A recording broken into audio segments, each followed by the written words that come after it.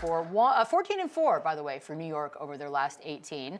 Are we seeing the best version? My inside insider told me that this was their 5th day in New York. That was me 4 minutes ago. I know what it was.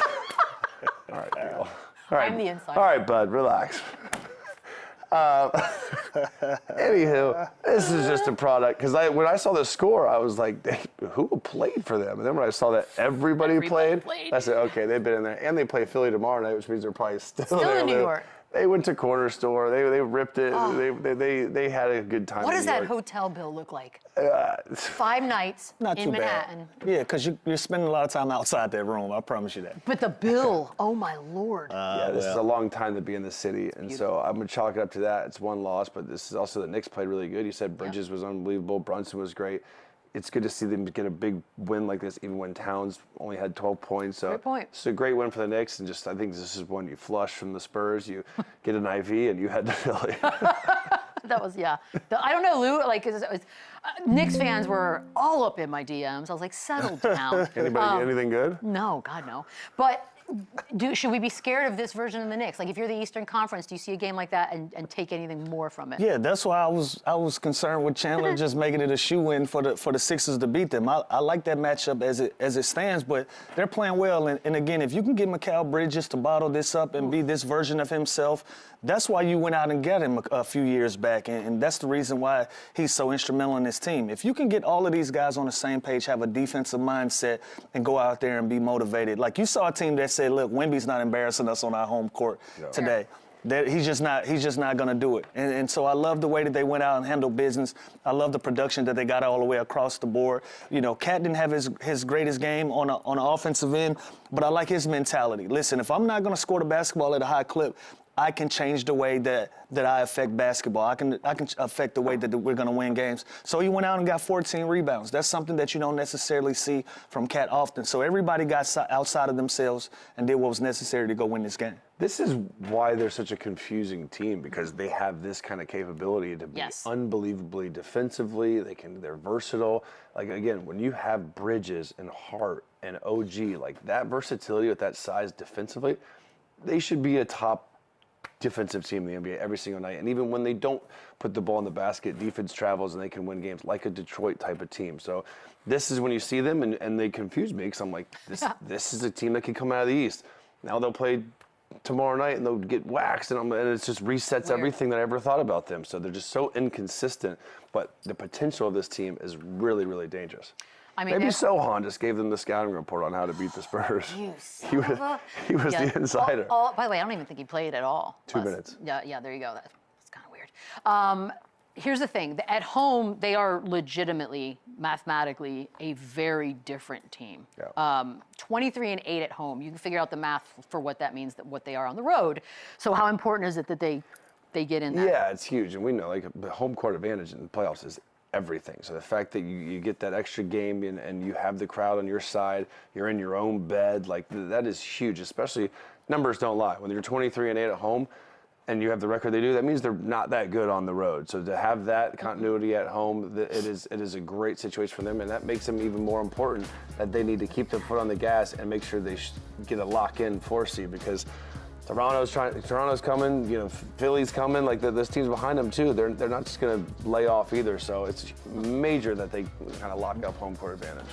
This is going to be fun. God, I want to fast forward to it. I just want to see it. And they're only a game and a half from the Celtics, so like they. And are we allowed to say everything matters in the East right now? Like apparently, according to Bill Simmons, Tatum's back on Friday when they play the Mavericks. That is according to Bill Simmons. Here we go. I'm more happy for Tatum than like, oh, the Celtics are really good with him. Like, you know what I mean? That is a crazy quick. Well, recovery. You can be happy for both things at the same time. Yeah, you can. It's true. I am, but I'm more happy for him. Like, isn't that quick? Yeah. It's like a documentary was being filmed. Like, I hope he's not rushing.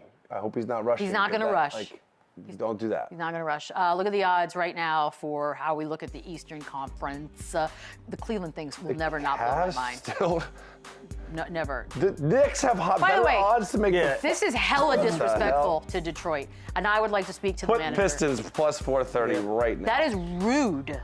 That's just rude. I think people are starting to see that they need that secondary guy. They got words. They need that secondary guy. So I still like Boston. I like Boston coming out of the East right now. Dang. I like Boston. I like a lot of these teams, but if I have a front runner right now, I'm giving Boston that respect. Are you? This is wild. I hate like if I would have told you in October, hey guys, looks like Boston's coming out of the East, you would have punched me. I agree. How about I've changed my mind a few times. How about so this week it's Boston. How about a team that's 5.5 games up from the 2 seed is the 4th best odds to get out of the East? Incredible. That's what I'm saying. What does that even mean? It means nothing matters then. Nothing does matter if we're being honest. And I hate that I agree, and I think the Cavs are the best team in the East. I hate that I agree with those odds. How great is it that we get to say that though? That there's not a clear-cut favorite. That this actually is going to matter. So who's coming out of the East for you? I think Detroit. It's gonna be Cavs versus Detroit. And you say Detroit? I say Detroit. I say Boston. This is all. Should we put $1 on it? We should put a Friendly couple wager. dollars on it. Okay, a couple bucks. I can do that. Let's talk a little bit of Spurs and strategy. And it's a good problem to have, but I'm wondering if there's some sort of a timing or rhythm situation when you've got 4 different guards that basically can give you 20 points. Does that make it harder to sort of figure it out? That would be a problem for any other team. For the San Antonio Spurs, I don't think that is a concern. As long as we've loved the San Antonio Spurs, they've always won by committee, and they've always been an organization that you look at as a whole, as a collective.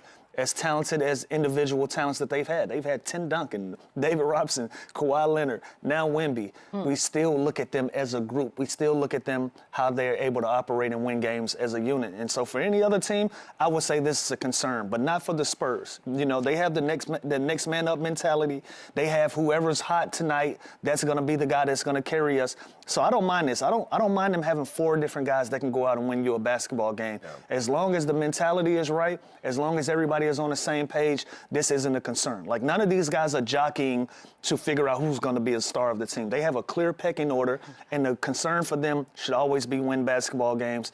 And that's how they operate. That's how they built their culture. That's what's made them a successful organization, because they haven't based their success around individual talent and what individuals do. It's always been about bring something to the table and let's see what we can do together. Yeah, and I think Wemby is going to see so many different coverages that it's a luxury to have these 4 other guards and guys that can step up and that can handle the ball and that can make plays while they're being physical with Wemby, while they're denying him, while they're pushing him out, while they're trapping him off the post. These other guys are going to have to make plays, and these other guys like Harrison Barnes of the world and Champagny, like these guys are going to have to make shots because they are going to see every possible different coverage, whether it's front in the post, trapping Wemby, doing all this stuff. So the fact that they have Fox and Castle and Harper, I don't look at it like a bad thing. It's going to be some nights where it's not as balanced as it should be, but the fact that they have those many weapons and options, even when a team decides, okay, we're not letting Wemby beat us, they can still beat you.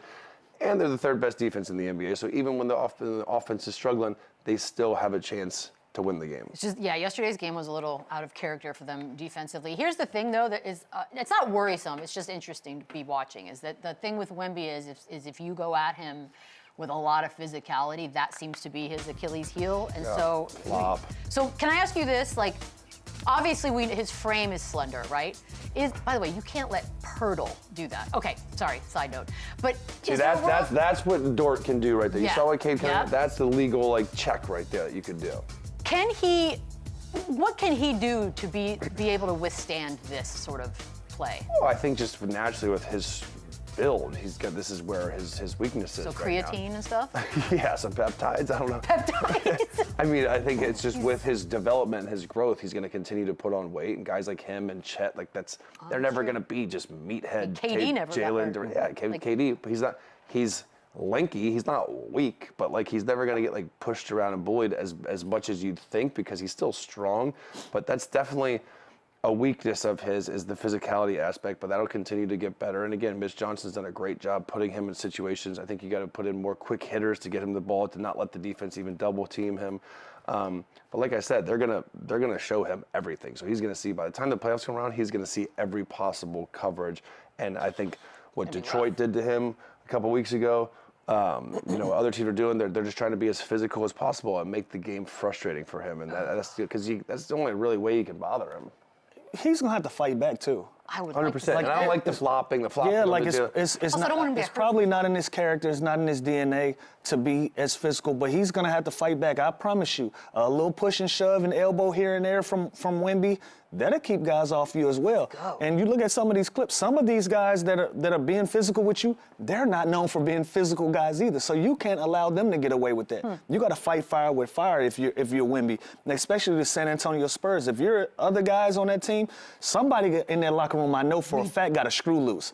Whoever, I don't know, but whoever. We had him. It was Sohan. Well, they got to find another guy with a screw loose, and whoever that is, y'all need to have some kind of pit bull. Remember, we were talking about teams and having enforcers on a team to protect your star players. If Wemby isn't going to fight back for himself, which I think he should, and I don't say play dirty, but fight back, be just as physical, because nobody has the stature that you have. Nobody has the size that you have. Who is it, Keldon Johnson? Yeah, so Keldon's the most emotional, sure. Yeah, one of these guys got to go out and say, hey, we just not going for this. And I know Vassell, I know Castle, they ATL guys. They're super chill, but there's a switch that can be flipped on. And so just to keep guys off of him, to keep guys playing honest, you got to fight back a little bit. Here's my strategy. You put Kelly Olynyk in. You punch a dude, and then you're out. Boom. Go and sign like an Isaiah Stewart this summer. Oh, God, I would love that and so protect much. protect the future. We're going to take they really should. We're going to take a quick break. A little more Run It Back on the other side. Run it up, then run it back. Run it up, run it back.